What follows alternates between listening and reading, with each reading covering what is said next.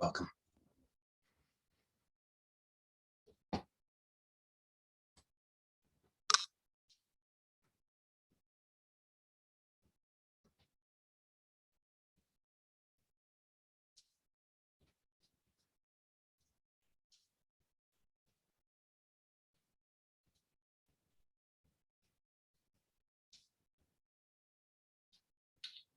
So we want to start by taking a look at our intention. So we often start here and sometimes never move on beyond this because it's apparently it's so important. So as with many of the things that I suggest that we can explore together, this is something that we can and we often do just gloss over. So here the opportunity is to really actually look in a new, fresh way. So we always think that we already know, which is hilarious when you consider it, because I think I know everything. I mean, of course, I will admit when pressed that there's a lot that I don't know, but I think I know, kind of think I know everything. And then I notice I'm unhappy. Now, I don't want to be unhappy. I want to be happy. But then the difficulty is I believe I already know everything. So what hope is there for me to be happy? If I'm unhappy and I already know everything, well, then the only logical conclusion that can be drawn from that, assuming that the premise is true, which it's not, it's false, but assuming that it's true, well, the only logical conclusion is that it's absolutely hopeless. So this is why I'm suggesting that it's so valuable to look and see what is my intention. So let's take a look and see. And remember that this is always an interactive process. So I'm inviting you presently to inquire for yourself, because otherwise it's pointless. This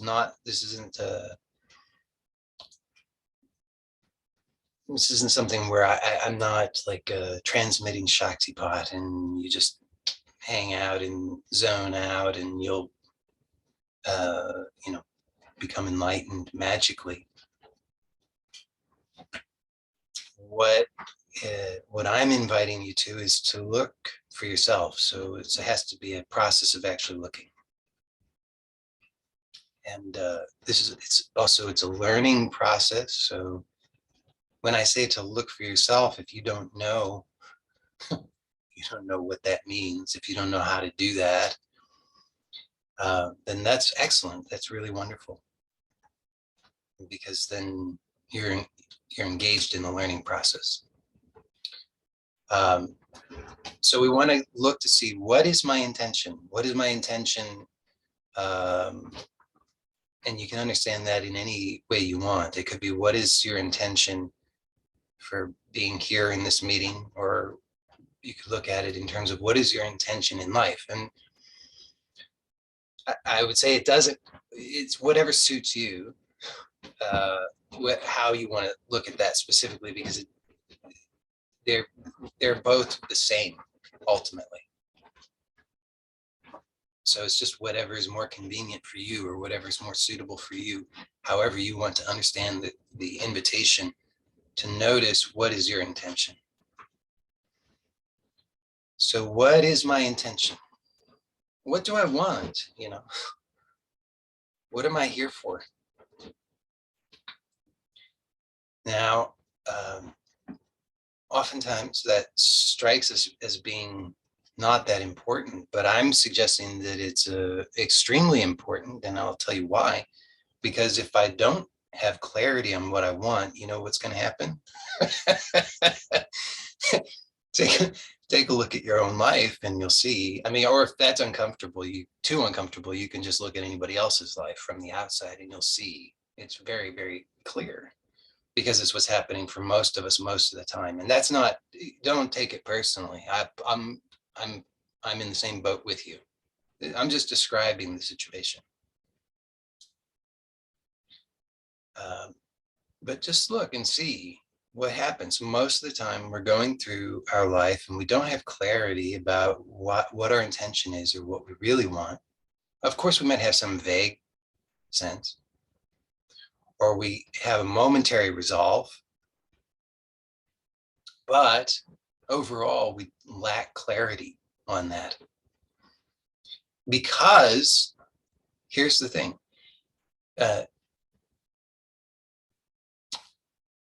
we are each of us generating our experience presently. How much of our experience? 100%. What that means is that you are presently experiencing exactly, and not in any way anything other than precisely what you want. But it's complicated because you want many things. So I should clarify, what I mean is you're experiencing exactly what you most want. Now that might be uncomfortable. So let's just pull it back again for a moment, and you can just put the attention on somebody else if it's more comfortable, because oftentimes it is more comfortable, and therefore we're able to see it more clearly in other people. So you can just notice what you notice about other people. You have relationships with other people, or maybe in the past you've had relationships with other people. And so you can just observe in your memory or in your imagination your judgments and evaluations of other people, their behavior, their experiences, and you can see it's true that people are experiencing exactly what they most want. They might say they want something else, and on some level they do, but more than they want what they say they want exactly what it is that they are doing. So the uncomfortable part is to recognize, well, it's true of that person and that person and that person and that person, pretty much everybody I know, plus everybody who I don't know personally, but all the celebrities who I can observe and I can see out there, all the members of the public, everyone. Well, it must apply to me too. So then start to look and see how it applies to you too. So now we want to get clear then on what is my intention. Okay, now here's the thing about this phenomenal reality. So I make this distinction between the phenomenal and the non-phenomenal, and you can just observe it in your own experience. So the we could call these phenomenal and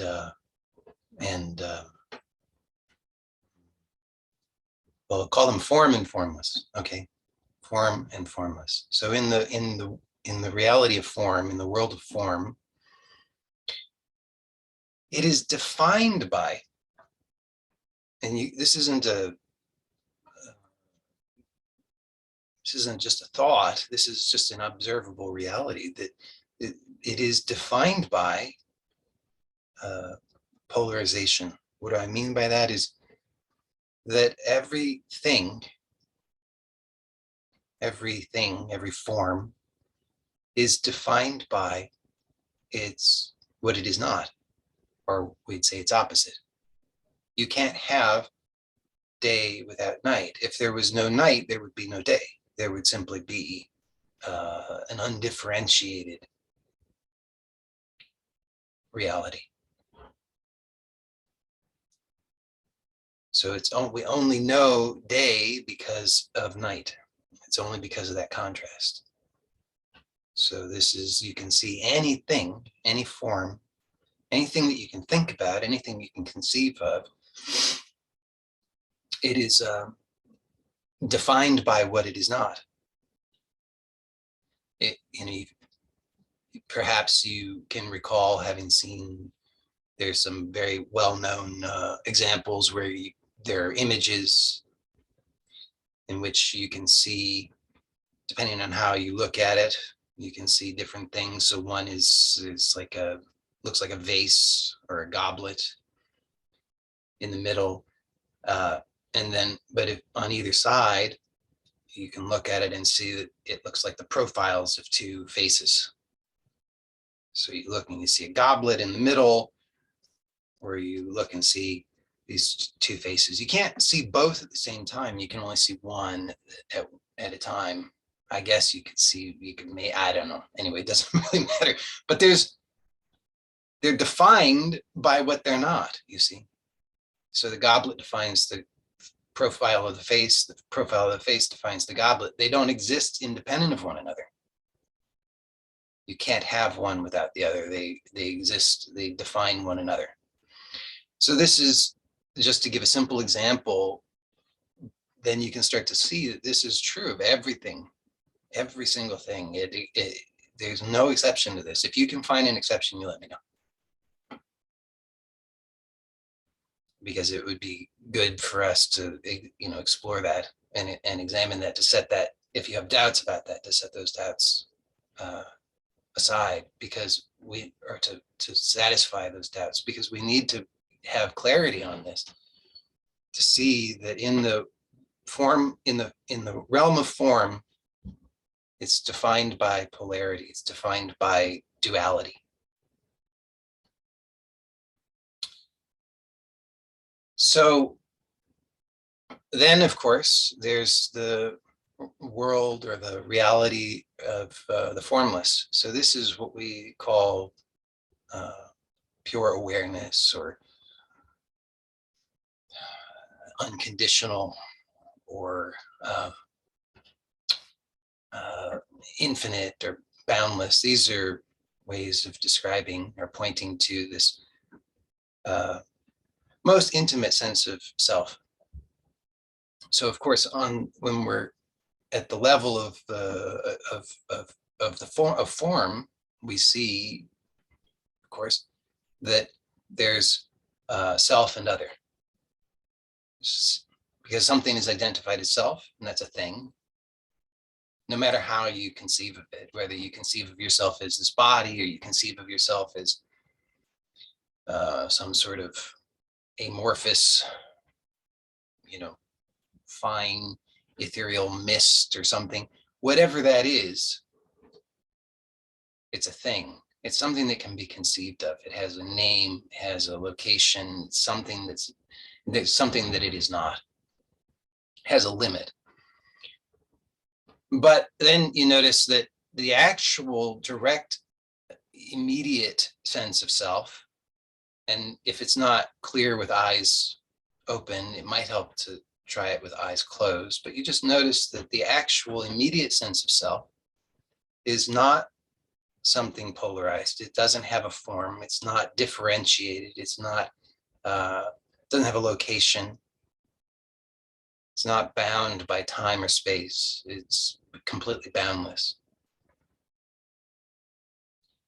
So the most intimate sense of self is this boundless, formless awareness. And you notice, can you find more than one? So do I have a self and do you have a self? Are there two selves? In thought, there has to be, because in thought, I'm this thing over here and you're that thing over there. And I know that this is true because I have access to my experience, and I assume that you have your experience. I don't know because I don't have access to it, but I assume you do because you report that you have your experience. So then in thought, I'm deciding, well, yes, I'm over here and I'm separate from you, clearly, because we have different experience. But prior to that, so that's fine. That's the world of form, differentiation. But prior to that,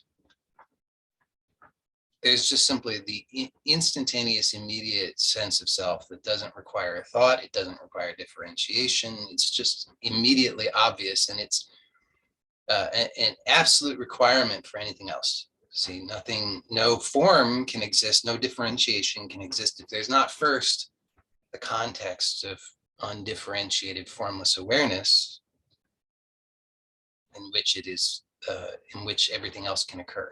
So we can notice there's an instantaneous, immediate, intimate sense of self that's non-differentiated. It's formless. So I don't have a self and you have a self. There's nobody having a self. There's simply self, if we want to use a word at all. But there is this formless awareness, and there's only one. It's not even one, because there's, even to say one, suggesting that there could be, that there's something, some limit to it, that there's something that's not one. There's one and then not one. But here we're pointing to what is undifferentiated, which doesn't have any limit, and it doesn't have any opposite, doesn't have any form. Okay, so you can just notice that that's so. Okay, so we have these two ways of two fundamental ways of perceiving, and these two fundamental ways of perceiving are they are both true. See, they're both true. We could say that one is more true than the other only because by saying it's more true, it's saying it's independent. Okay, so notice, does your idea of your differentiated self depend on undifferentiated awareness, or does it undifferentiated awareness depend upon your idea of your differentiated self? Now, form, at the level of differentiation in form and thought, you can get confused about this, but if you just observe directly, it's plainly obvious. Because the thought, the ideas come and go. The notion of your separate self comes and goes. It's not here as a constant. Whereas there is some, you notice that it's not a thing, but there is this continuous, let's say, registering of what is. Okay, so awareness of what is. It's not even, does not even depend upon it being conscious. So conscious, we'll call it consciousness. And here I'm not using the term consciousness as a synonym for awareness. So I'm using these two terms differently. So consciousness is, we'll say, conscious awareness. Okay, so this consciousness comes and goes, right? What we would say, oh, I'm conscious, or I was unconscious. Okay, so that we notice that experience comes and goes. But notice that there's something that has to be here, and not only has to be, but it is clearly here, that is prior to and during and after the appearance and disappearance of consciousness. How do you know that's true? Well, it's just plainly obvious if you observe it, that you are aware, right? You're aware. You say, oh, I was unconscious, now I'm conscious. But that sense that I'm conscious now, but I was unconscious, that sense is registering presently. Now, that's not a function of consciousness, because it doesn't appear with consciousness. The ability to simply be aware doesn't depend upon anything. It just is.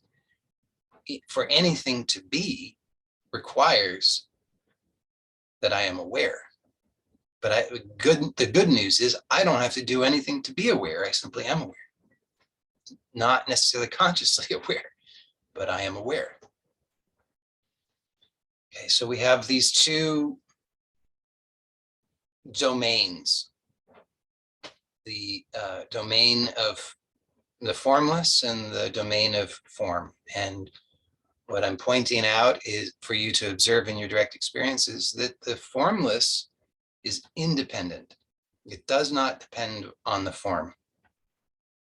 Form, on the other hand, is completely dependent on formless. So in that sense, and in that sense only, we can say that the formless is supreme. But the mistake then that we make sometimes is we then think, oh, well, if the formless is supreme, then the form must be a lie, bad, wrong, to be gotten rid of. That's my problem. Now I've identified it. And what I'm suggesting to you is that that's not a useful way to approach it. It will not, it's very unlikely to give good results for you. And why is that? Because we have to be clear, and this gets to our, I know I go on these tangents, but they all come back. It comes back to, what is my intention? And we're usually not clear on this, which is why we don't get good results. Because what's happening is that there's this conditioning. And the conditioning is unconscious, and the conditioning continues to play out, and it will continue to play out until it is made conscious and released. So what is all of this conditioning? Well, we could say it's desire, it's intention.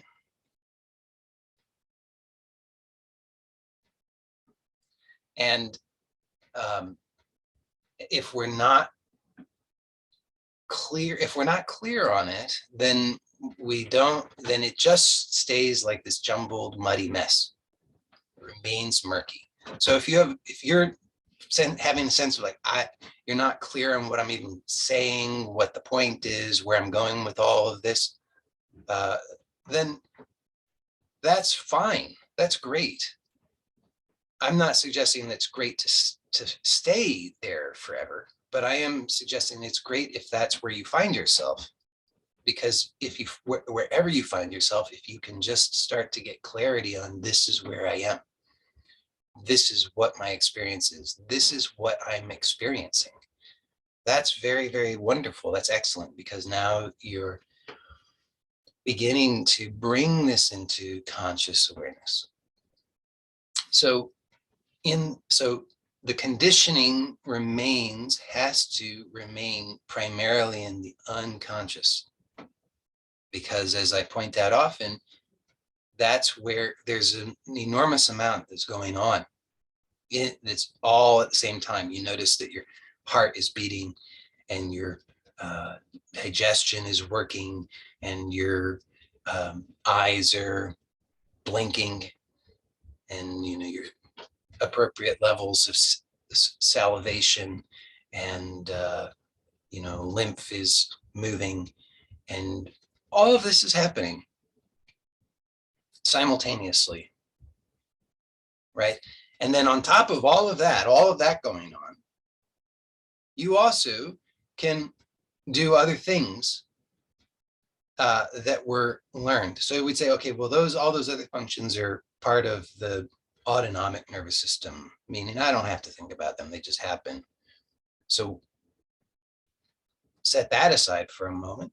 Yes, and you can also do many things in parallel at the same time, things that you learn to do. So you can carry on a conversation while you're doing some other activity, right? If you're walking or driving a car or washing dishes or putting things away or whatever those kinds of activities that are integrated into the unconscious, so that they're part of the body of unconscious conditioning.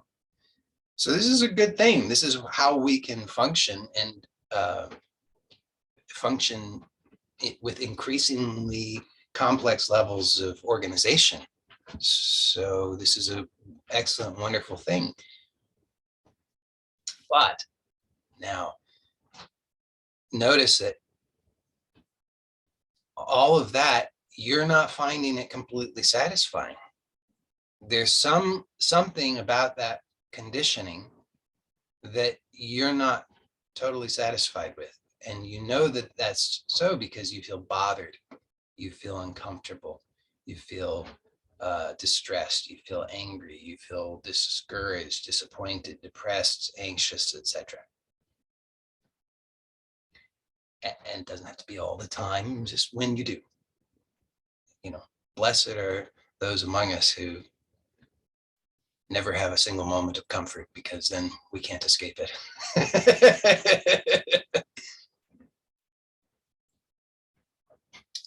Not that you should aspire to that, but if you find yourself in that position, then just know I am blessed. Because this is now forcing us to get clear. So when I'm in pain, when I'm feeling bad, then what's really happening? It's a blessing. It's a wonderful gift. Now I know it doesn't seem that way at all.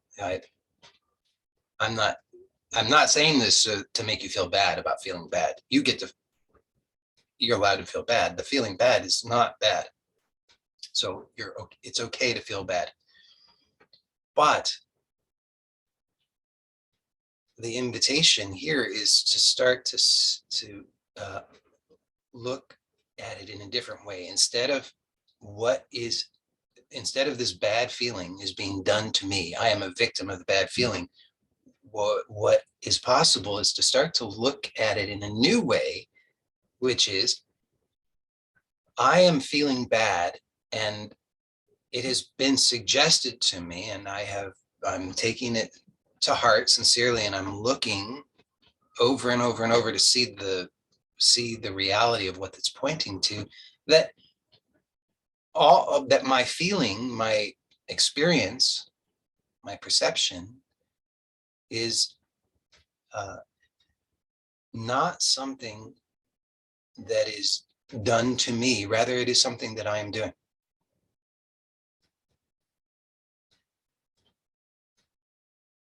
So that's a huge thing. It's complete. That in and of itself is completely transformative. Not necessarily it's going to, I'll snap my fingers and you're going to start having the experience you want, kind of transformative, but transformative in a very essential way, which is invites us to start to see that I am not a victim ever. And that now the wonderful news is that when I really start to see this, it means that I now am empowered, because I start to have the knowledge and the tools so that I can be, let's say, in the correct position. I don't know if that makes any sense, but in the correct position. Okay. Because if I'm in the wrong position, I'm trying to do the wrong things, and I'm not going to get the desired results. So I want to be in the right position with the right understanding, so that I can start to get the results that I want. So normally, of course, when we feel bad, so you have to look and see truthfully for yourself, what do you do when you're feeling bad? Now you will think immediately, the thought will be, well, of course I try to help myself. But look actually at what you're doing when you're feeling bad.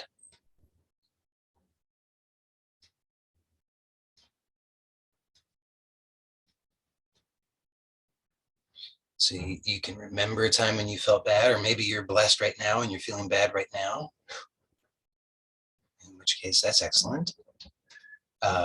For the purposes of inquiry, because it's living right now, so you can really see it right now. But if it's not front and center, you can remember it, and that will work. That's good enough. So you just notice, when I'm feeling bad, what am I doing? And when I say, what am I doing? I'm really inviting you to look and see, what am I doing at a, I'm grabbing my own beard without meaning to. What are you, what are you doing at a somewhat subtler level? If you have to start at a gross level, then so be it. But I'm not necessarily referring to stuff that other people might be able to see. But that could be helpful to see too. To see, well, when I'm feeling bad, I am unpleasant to be around because I am short-tempered, and I tend to throw things and whatever. So, but you could see it at that level, but then notice at a subtler level, at a more what we would consider to be an inner level. What's the experience? Is it open? Does he have a sense of ease? You have a sense of relaxation? And the answer is, of course not. But now here's the thing. Notice that most of the time, most of us are conditioned to believe that I don't feel relaxed and at ease and comfortable and happy because of this bad feeling that's happening to me. And then we think, oh, I just need to do something to get rid of the bad feeling, and then I can relax. That's the way of the world. That's what we are told over and over and over and over and over. That is, we could even say it's true at the level of form, at the level of the materialist perspective, which is a valid perspective. It's not the whole, but it's a valid perspective within its own limitation. In the materialist perspective, we're taught, if you have a bad feeling, it's something that's being done to you. You've got to figure out what the cause is, and you've got to fix it. However that is, whether it's because of some, toxic relationship that you've got to fix, like these are terms that are used, right? Toxic relationship. Okay, it may well be toxic, but what we want to see is, what is the toxicity coming from out there? That's what we're taught. There's some toxicity, like the other person is the toxin. Of course, they may be doing all kinds of terrible things, and you may be best off to get away from them. But fundamentally, the real toxicity isn't out there. The toxicity is entirely what it is that I am doing. So notice, though, that the way of the world keeps us disempowered, keeps us victimized, constantly looking for the enemy out there, whether it's a person or it's a career or an employer or a government or a spouse or a neighbor or parent or whoever or whatever, the financial situation. There's always something to blame. And the more that we blame, the more stuck we are. So now notice how very empowering it is to see that what I am experiencing is not what is happening to me, but rather what I am doing. So now start to see, what am I doing? Is the situation holding my breath, or am I holding my breath? Is that person squeezing my chest, or am I squeezing my chest?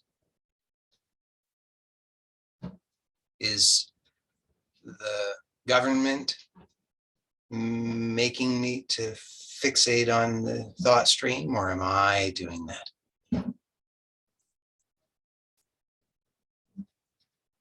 Now, first, it's such a radical shift and it challenges very profoundly the status quo of suffering, that this can be quite challenging, and you may notice a lot of resistance to it. That resistance may be just in the form of attempts to find all of the loopholes, how this isn't true, how you're accepted. ECEXCEPTED, not ACC. You're anyway. But you see, the mind is looking for the out. Wants to say, this doesn't apply to me. Doesn't apply to my situation. Doesn't. Of course, it applies to everybody else, but not to me. Or of course, it would apply to me under other circumstances, but these are very special circumstances, so it can't apply to me. I know for sure that my situation and my experience has to do with something that happened. So I'm a victim of that. I'm a a big one is I'm a victim of the past. Recent past, long past, doesn't matter. I'm the victim of that. Like something's happened and now I just have to wait it out. This is just going to be like this. I'm going to have to suffer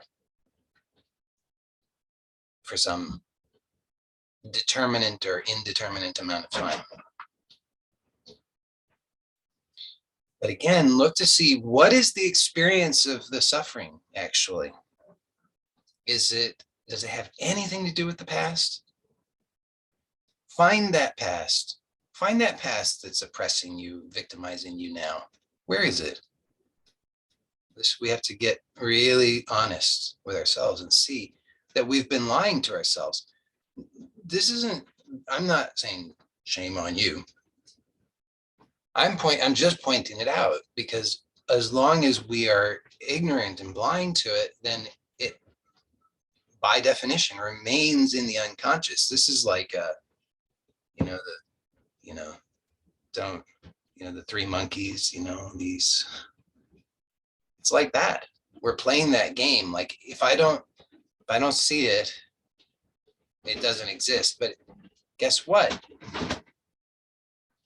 It still exists because you know that you're experiencing it. You're just refusing to see it. You're experiencing it because that's the discomfort. So the discomfort is not a bad thing. The discomfort is part of the feedback mechanism that's built into this. And it's there to alert us that, hey, just wake up and notice what's going on because you're empowered. You get to do that. That's available to you. And okay, so now we'll bring it back to what is my intention and actually what's revealed to you. Notice this, that when you notice the discomfort, the pain, however you understand it, when you notice this, what if you just see it innocently, just in its purity, just as it actually is, in a neutral way, without the emotional charge and all the baggage, if you just view it clearly and for a moment, notice it is neutral. But it's neutral, but it's at the same time, it's wonderful because what is it actually signaling to you? It's signaling that there's a mismatch between what you actually want, your true intention, your heart desire, the purpose of your life. There's a mismatch between that and the conditioning. It's kind of as simple as that. But we make it so complicated because we make it all about everything out there, all the people and the situations, circumstances, and all that.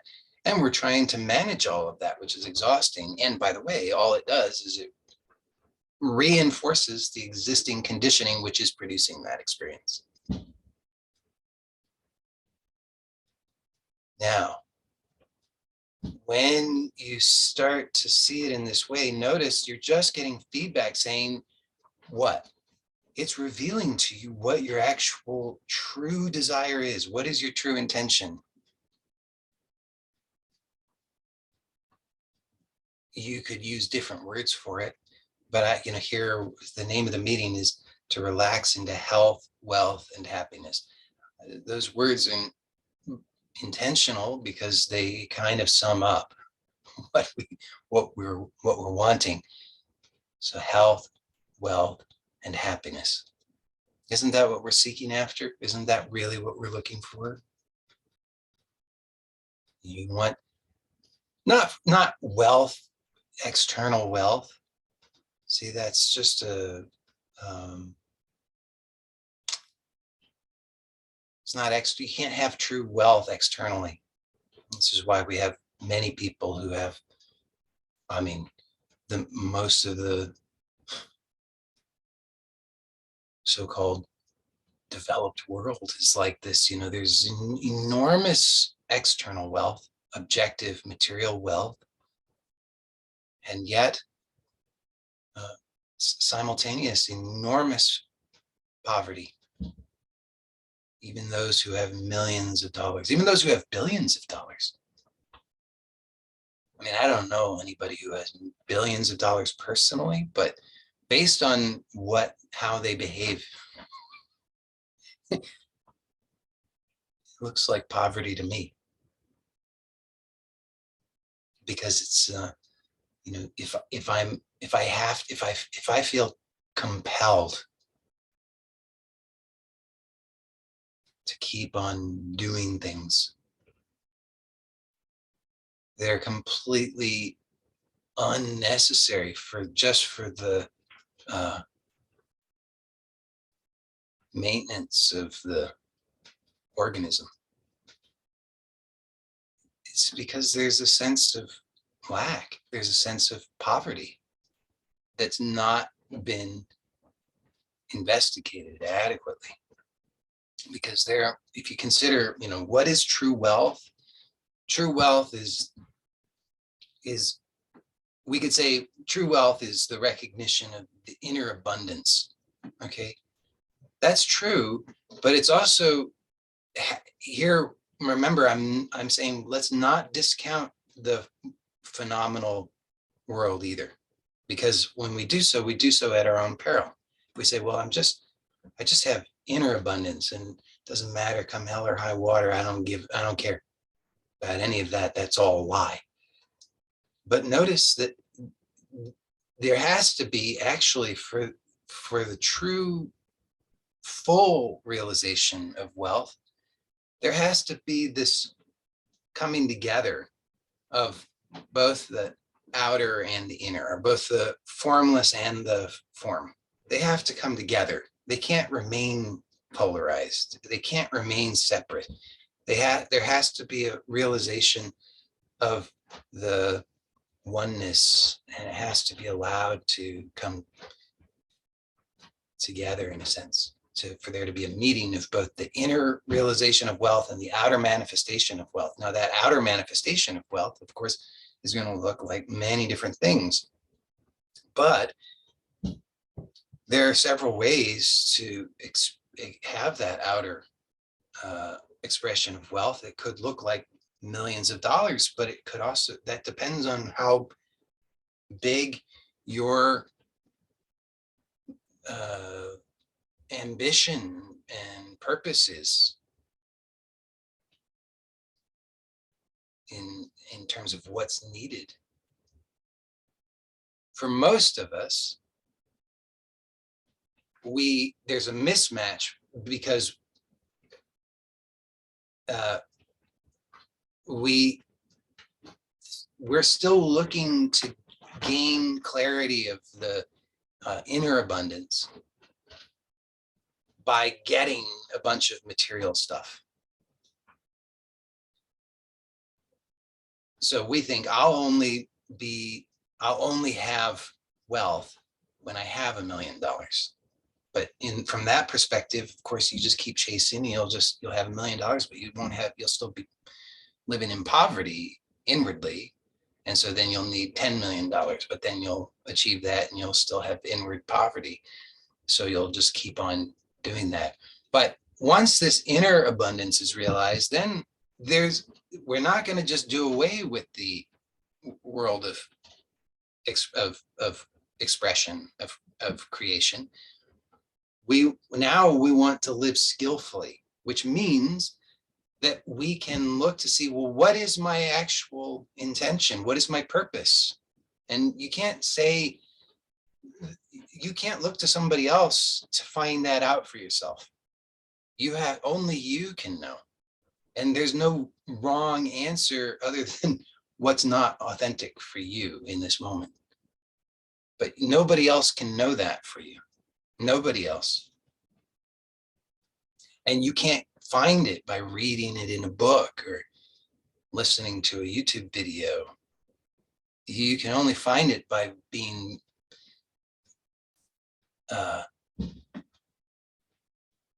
very honest continuously. And then you start to see what happens is your conditioning moves slowly from unconscious to conscious, so that you start to realize what you are doing or have been doing unconsciously that runs counter to what you actually desire. So if you say, my intention is to be happy, then you notice how important this is. My intention is to be happy. Now you have to stay with this. My intention is happiness. I'm not saying that's your intention. I'm saying if you realize my intent, this is just an example, but if my intention is happiness, now I can realize in an instant, as I often guide us to do, to realize I already am this happiness inwardly. In the realm of the formless, I already am happiness, absolute happiness, that happiness which has no opposite. This is essential. This has to be recognized, because otherwise you have no anchor. Then you'll just be continuing to indulge the unconscious habits unless you have this realization. It's not hard. You don't have to wait for some big fireworks explosion. You just notice right now, as I pointed out earlier on, that prior to any idea of myself, I am. And this I am is formless. It has no name. It has no location. It's not bound in time. It has no beginning, no end. There's not more than one. There's not my self and yourself. There's self. So this can be glimpsed. It's not hard. You just make no effort right now, and it's recognized. So then, of course, this reveals to you something of what your true intention is. Oh, I desire this. I desire to express as clearly as possible this what I glimpse in this moment, this formless, boundless, unconditional.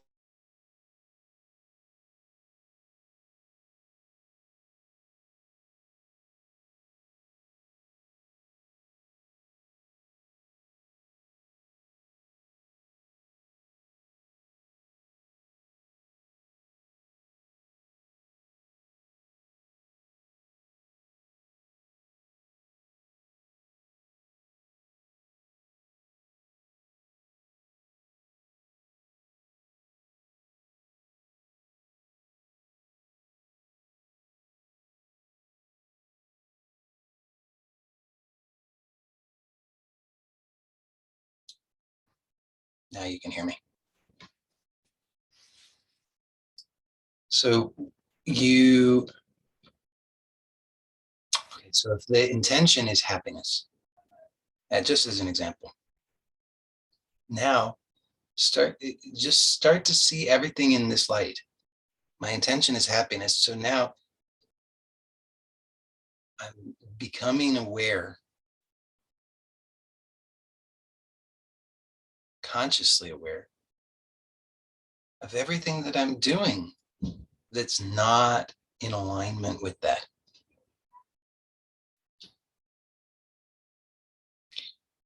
So then you can perhaps start to really see what I'm pointing at with all of this, that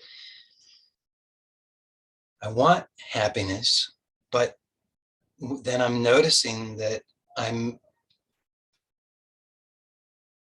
I'm believing all kinds of things that are not that are unhappy.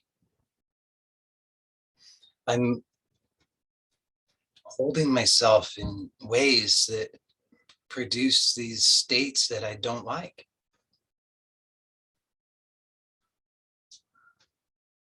I am uh, so afraid of being exposed, of being judged, of being condemned, and so forth, that I put a great deal of effort, albeit unconsciously, but I put a great deal of effort into trying to hide, project an image. So now what's happening is I'm starting to see through this process that, oh, I want happiness. Happiness is my purpose. Happiness is my intention. But I'm doing, most of the time, I'm doing unhappiness.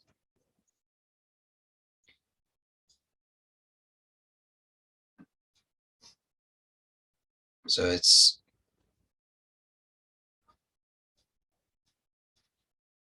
quite, can be quite challenging to see uh, the depths of this. So it takes time because there's so much, and it's for the best. So when I say it's for the best, that doesn't sound nice, but it is for the best because we wouldn't be able to handle the. It's like there's a thing called refeeding syndrome. When people have been starving, if you start feeding them too much too quickly, it puts them at great risk because the whole metabolism is altered. So under conditions of starvation, so a great influx of food, all of nutrition all at once can be devastating. A lot of other parallel examples, like there's I won't give you all the examples, but there are many parallel examples where if there's an adaptation to some kind of uh, adversity, then to completely remove or alter things too quickly can be overwhelming, and that can have catastrophic effects. So even though probably most of us long for that kind of, somebody's going to snap their fingers or tap us on the forehead and we're going to just, all is well from then on out. Really, that could be way more harm than good. So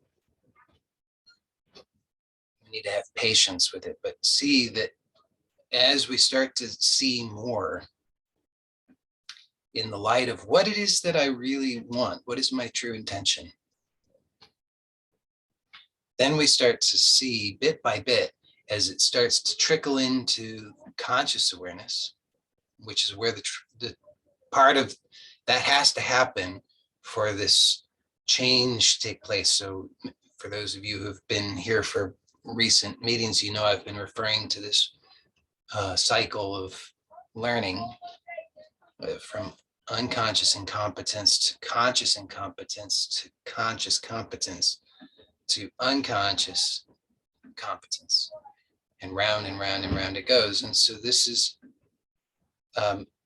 for this to happen, things have to slowly trickle into conscious awareness so that we become conscious of what it is that I'm doing that I wasn't aware that I was doing. So I'm becoming aware bit by bit of the conditioning. And as I become aware, I want to, then I notice the tendency is to go into the usual habits, distraction, rejection, anger, blame, shame, depression, and so forth. And what all that we want to do though is just continue to see. Just see, okay, this with the guiding question, what am I doing? How am I doing this? And of course you're not going to know right away. So if we ask that question and then we don't get the what we think is the correct answer instantaneously, and then all is not relieved and well, and we don't feel the way we want to feel instantly, then we give up. Well, okay, good luck with that. But what we can do is have patience and just continue to observe and know that that this is the way, that we are becoming aware of our unconscious conditioning so that we can discover where are the inefficiencies. I desire something, I desire happiness, both the recognition of the inner eternal reality of happiness, as well as the expression of that happiness in a way that is in perfect alignment with my true intention. And again, the nuances and the specifics of your true intention, nobody else can know, and you cannot guess them based on anybody else, because you know, this is like, be true to thine own self. You obviously are unique in expression. As the one self, of course, there's only one self. You are that. But also, you are a unique expression of that. And that unique expression is there is a purpose. That purpose is your intention. And think of it this way, you know, it's like sort of just like Newtonian physics. You know, you've got forces operating, and they're all operating in different directions. Now you want to have coherence. You have a direction of expression that you want. You want the unique expression of this lifetime to have a very particular direction to fulfill or express your true heart desire, which, like I say, it could be anything. It could look like anything. You know, for some people, they're true, and you can see it, because it's like some people are there's an actualization of their intention, and we recognize it rightfully, as we should, that there's something about that we're very attracted to, because that's something for us, not that we should be doing what they're doing, but because it's saying, hey, you too have or are a unique expression with a unique purpose. And so for some people, we see that's making music. For some people, it's helping orphan children. For some people, it's taking care of their family. For some people, it's writing poetry. For some people, it's figuring out how to make spaceships. I mean, it's like there are so many possibilities, but you don't have to guess about it.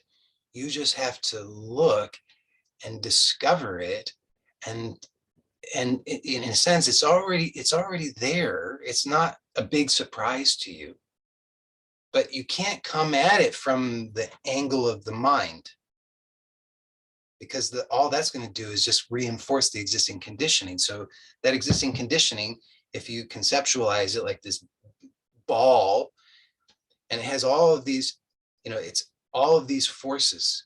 So there's coming in all these different directions. There's a lack of coherence because I desire happiness, but I'm acting in ways that I'm counter to that.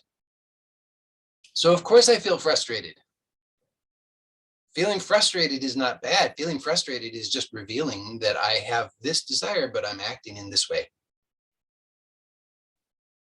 So the invitation is to look and see, and it's not a one-time thing where there's a fireworks explosion and you say, oh, now I get it. And everything is, now I'm going to be perfectly coherent. It's an ongoing process, moment to moment, now, eternally. And seeing where is the incoherence. I want happiness. I'm behaving counter to that. Now I have a choice. Before that, I had no choice. You have to see, before that, because I was unconscious, then how could there be any choice? Any energy going into this system is just going to reinforce the existing conditioning. It's only when finally I recognize what do I want and what am I doing that I have a choice, because now it's perfectly clear. Well, I want this. I'm doing this. So I actually am wanting this and I'm wanting this. Which one do I want more? Because if I can't have both of them. I mean, I can't have both of them, but I know what that experience is, and taken as a whole, that experience I don't want. So I want this and I want this, but I don't want them together, right? Because the experience of wanting this and wanting this turns out to be undesirable. I know it's undesirable because I feel, terrible. So the invitation then is, when I'm feeling terrible, recognize what that means. It's simple. It signifies that I want this and I'm doing this, and I need to get really clear. What do I actually want? Because I can't have both of them. I have to choose one. And this is so hard. It's much harder than it would seem, because it's not actually as simple as just I want this and this. It's like I want this, and then I've got a million other things that are running counter to that at different angles. I mean, some of them are at direct odds and some of them are in different ways. So if you have a mind for mathematics, you would understand what I'm getting. You got like all these vectors, and you can see. Hearing a baby goat.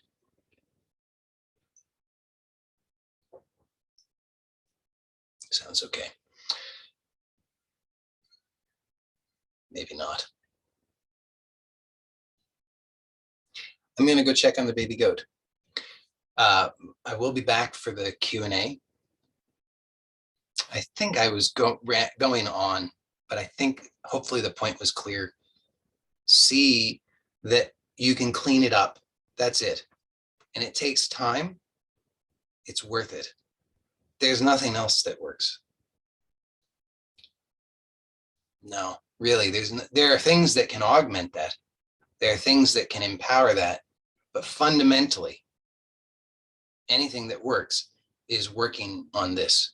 It's working on bringing into conscious awareness what it is that I want, and discovering what it is that I'm doing that's counter to that.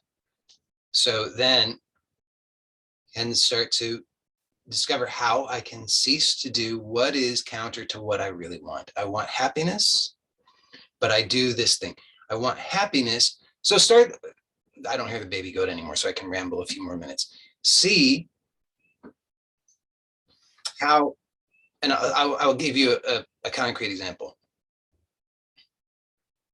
Okay, so from my own life. So I notice where I have challenges that are recurring.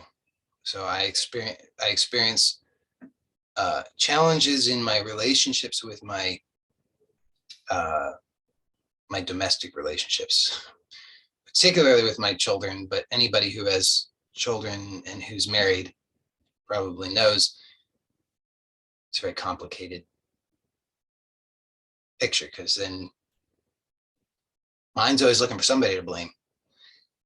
So it gets very messy. Okay, but what do I want? See, I have to get clear. So I have these, so I walk into the room and there's a conflict going on. I'm feeling uncomfortable. You know, one of the children is crying. Somebody took somebody from somebody, and then in retribution, often it's like two kids are crying, one took something, and then in retribution, the other one hit the one who took something, and now they're both crying.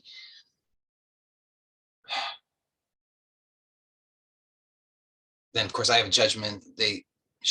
Nobody should have even had the thing in the first place, and it's somebody else's fault that they had the thing, and why wasn't somebody better managing the situation? So now what do I want? Well, if I'm unconscious, then you see what's going to happen is, I know this from experience, and you do too, that what will happen is the same pattern just plays out over and over and over and over and over and over, year after year after year.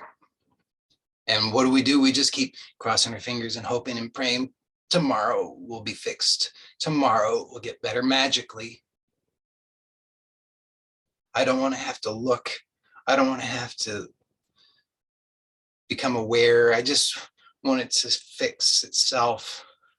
Okay. But after it's been going on for long enough, finally, blessedly, it really gets our attention. So then here I am, I'm in this situation, and I'm okay. What do I want? Well,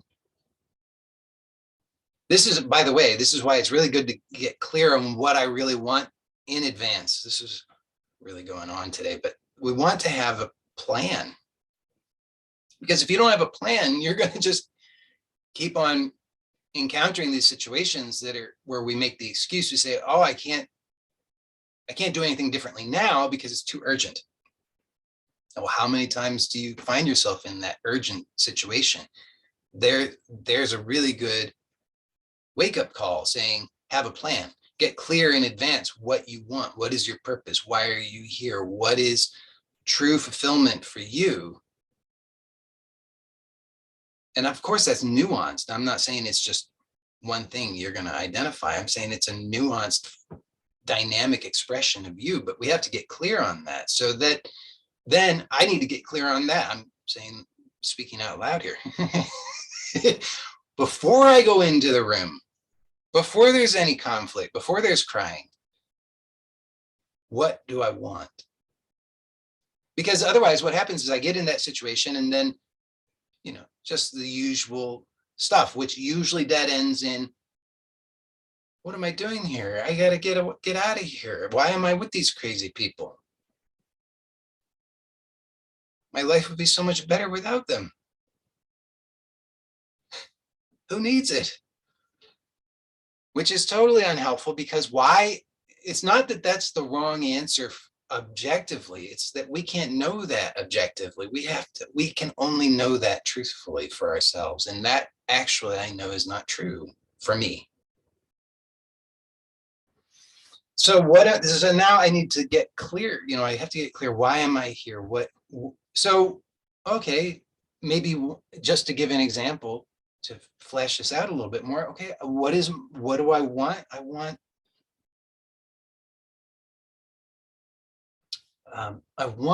to be clear, a clearly shining beacon of unconditional love. And I want that to shine on all who come into my field of existence. So then with that as the guiding principle, then, okay, now I have that clarity. So then I step into the room and all this stuff is triggered, you see. So now in light of that, I can see what it is that's triggered, and I can start to see, oh, well, that's counter to my intention, right? My intention is to be a beacon of unconditional love shining forth into the world. And I step into the room and I'm like, ugh. Oh, well, that's good to know. I do that. No wonder I've been getting these results, right? Now, remember what I said is not like, snap my fingers and you see it and then, oh, well, that was easy. You see it and then that's the habit. So everything is presently organized around that.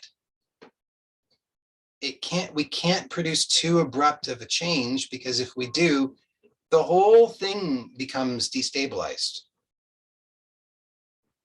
And that happens to people probably more often than we realize.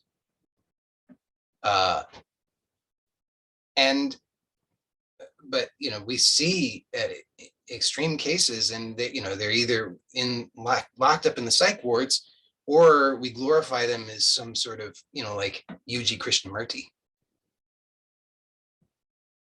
So do you want to do you want to be UG Krishnamurti, eating nothing but ice cream and in your 90s spending your time insulting Rajneesh? Is that what you want to be doing? Is that what you aspire to? That's not that that's wrong. That was his truth, but it's not your truth. So we want to be clear, and then we want to be coherent. So the coherence comes through the seeing and the choice to continue to see. And as it becomes conscious, we're learning how to inhibit the inefficiencies. We're learning, oh, I do this. Oh, okay, hold on. Okay. So then here I am in the room, and rather than doing this, I'm doing this. And guess what? There's going to be a lot more intensity, a lot more vibration happening. That's why I was doing this, because it was a way of deadening down the vibration, which I didn't have the clarity that could be in coherence with my true intention. So I was trying to stop it, but I have to acclimate to that. So it's a process. So it will be uncomfortable, most likely. Not guaranteed, but most likely it will be uncomfortable, the process that I'm describing. And then you might say, well, wait a second, I thought you said that it goes on eternally. So what are you saying? Sign up for eternal discomfort? Well, kind of. However, the eternal discomfort is, yes, but you have to understand that your position toward discomfort is part of the conditioning, and that too will shift if you follow the process.